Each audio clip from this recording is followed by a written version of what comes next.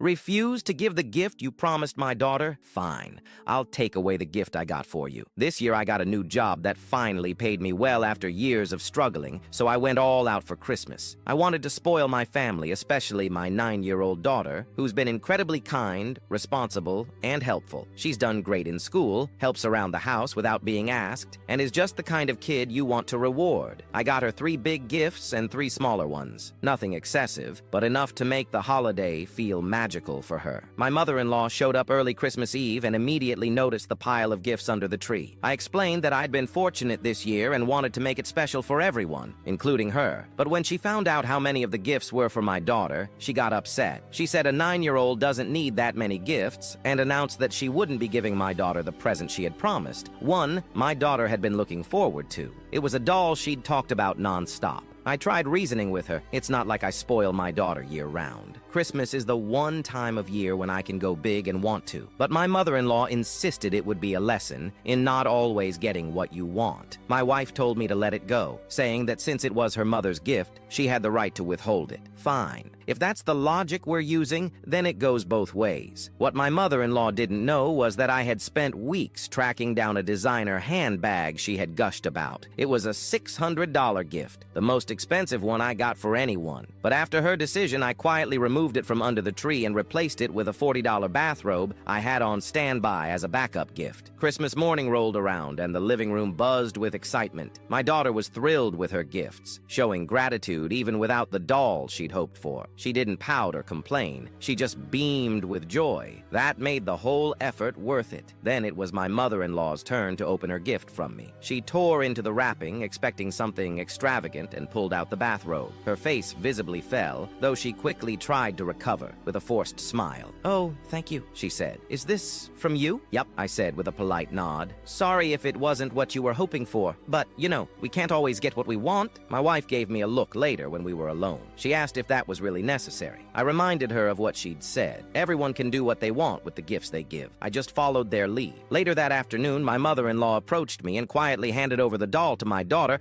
calling it a late surprise. My daughter was ecstatic. She gave her grandma a big hug, thrilled to receive it with no hint of resentment. That's just the kind of person she is. Meanwhile, I didn't have to say a word. The message was clear, and justice was done in the most festive way possible.